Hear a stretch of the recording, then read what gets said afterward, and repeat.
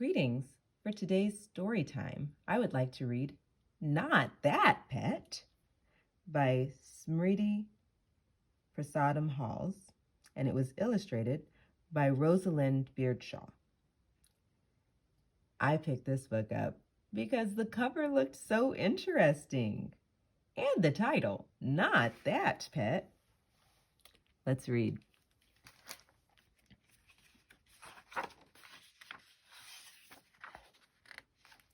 Mabel's family was picking a pet. Mabel, said Mom, you choose which to get. Yippee, said Mabel, and she chose. I wonder what she's going to pick. An elephant! Oh, wow. That's going to be a big animal, isn't it? He's knocking the lights. He gave the best hugs. He gave the best rides with upside-down lifts and down the trunk slides. He worked in the garden and planted the seeds. He watered the flowers and pulled up the weeds. But I wonder what's going to happen. He trampled the roses and stood on the plums and squashed Mabel's strawberries and sat on her mom. And Mabel's mom squeaked, Not that pet. Choose something smaller. So Mabel chose, I wonder what's going to be smaller than the elephant. Ants. The ants were so busy. They marched here and there. They marched through the kitchen. They marched up the stairs. You see the little ants all over the place. They marched round the bedroom. They marched down the wall. And soon they got lost since they were so small.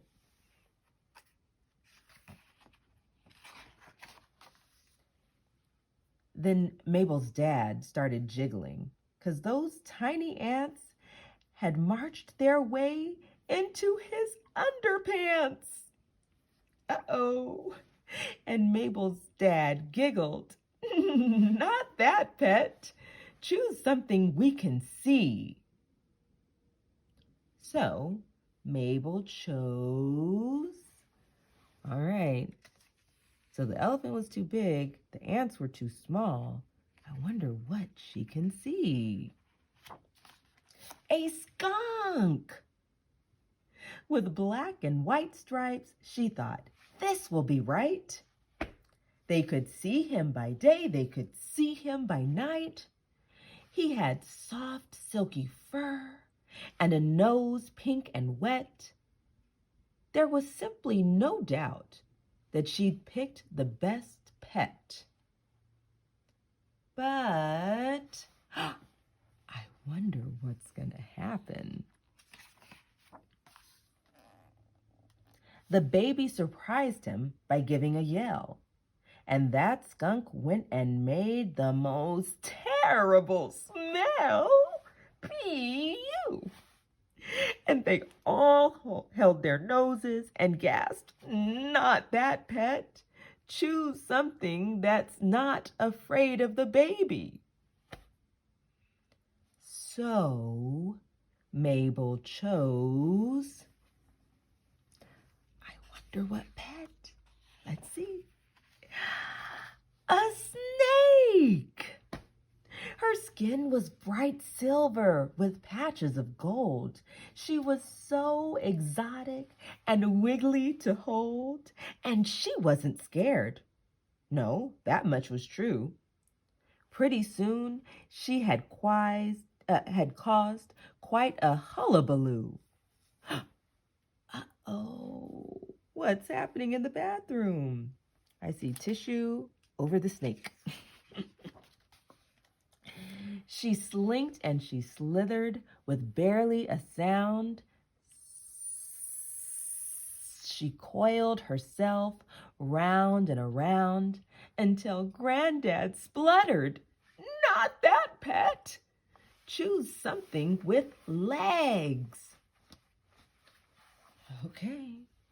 So Mabel chose, let's see what's next. A spider. They all took one look and screeched, "No, there's no way." From the top of the chair, they yelled, "Take it away." Oh, they didn't give that spider a chance, huh? Okay, then, said Mabel. Well, what about these? You know I'll look after them. Please, pretty please. But the worms were too wriggly, the hyena too giggly, the bear was too growly, the wolf was too howly. Woo! The hedgehog was much too prickly to touch, the rabbit so shy that it stayed in its hutch, the leopard leaped out and gave Grandma a fright, and the owl kept hooting all through the night. Oh man, they don't seem to like the animals she's choosing. Mabel almost gave up. She said, "It's no use. There isn't a pet that's the right one to choose."